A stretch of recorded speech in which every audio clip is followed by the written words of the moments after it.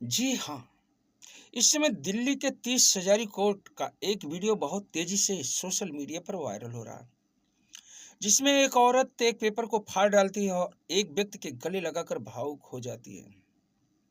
जी हाँ, मैं बात कर रहा हूँ एक पति पत्नी के बारे में। एक सौरभ और शिखा नाम के पति पत्नी होते हैं। इनका जो है आपसी अनबन हो जाता है। आपसी अनबन के चलते सन 2020 में इनकी शादी होती है और जो शिखा होती है ना, ये अपने पति सौरभ के ऊपर घरेलू हिंसा का केस दर्ज कर देती है और तलाक की अर्जी दे देती है। क्योंकि थोड़ा सा मामूली विवाद होता है, उस मामूली विवाद को जो है साक पर लगा देते हैं शिखा के मायके वाले। क्या था कि मुकदमा तो कर देना आसान होता है, लेकिन इसकी लड़ाई बड़ी कठिन होती है। महीने में इसकी तारीख पड़ती है और तारीख पर जाना होता है।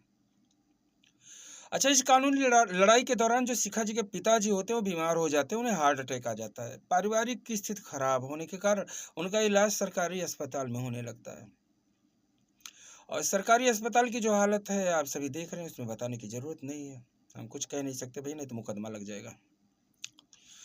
फिर क्या था कि जो शिखा के पिताजी थे ना, इनकी स्थिति सुधर नहीं रही थी और ये बात जब शिखा जी के हस्बैंड सौरभ जी को पता लगती है तो एक बड़ा ही मानवीय कदम उठाते हैं। कौन? सौरभ जी। सौरभ जी आते हैं और ससुर जी को सरकारी अस्पताल से ले जाकर मेदांता हॉस्पिटल में भर्ती कराते हैं और पूरे इलाज का खर्च उठाते हैं।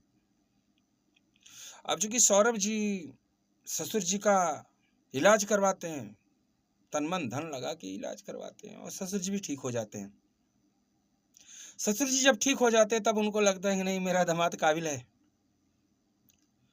और शिखा जी के पिताजी के पूरी तरीके से ठीक होने के बाद जब कोर्ट में दूसरी बार तारीख मुकदमा लगता है, उस तारीख पर जब सौरभ जी जाते हैं तो वहां पर उनकी पत्नी जो होती है वो कोर्ट में अपने पति सौरभ को देखती है तो भावुक हो जाती है और जो तलाक के कागज होते हैं ना, उसको फाड़ डालती है, खटाखट फाड़ के बहा देती है। फाड़ कर बहा देने के बाद में वो दौड़ कर जाती है और सौरभ जो उनका पति होता है ना, उसको गले लगा के भावुक हो जाती है कि अहो पति देव, हमने तो आपको गलत समझ लिया था, लेकिन आप सबसे अच्छे पति निकले।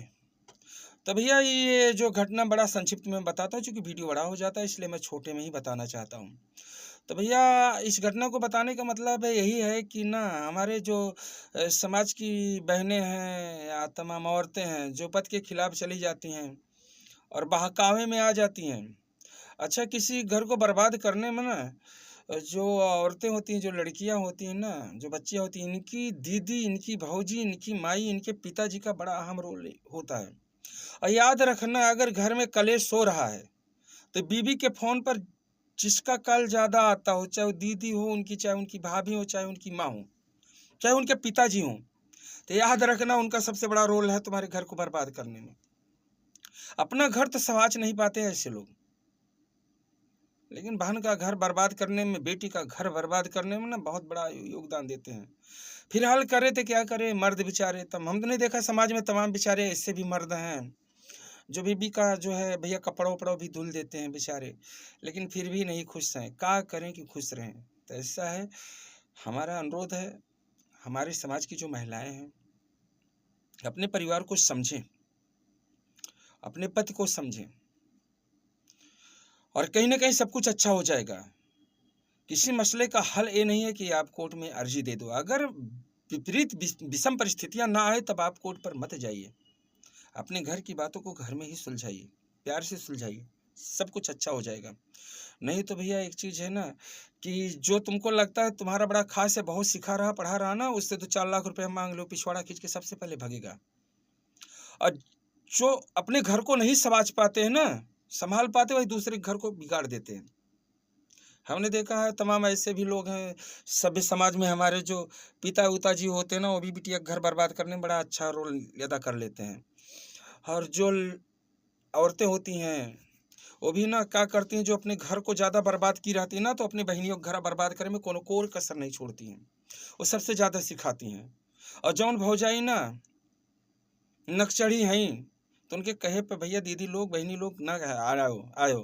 क्योंकि एक चीज़ याद रखियो, जब तक नैहर में ना पीहर में जो है पिताजी हैं, माता जी हैं, तब तक वो आपका जो मायका है ना, मायका है, जिस दिन पिताजी और माताजी नहीं रहते हैं ना, उसी दिन बेटी का जो रिश्ता होता है ना मायके से, वो सिर्फ 10 या 5% रह जाता है।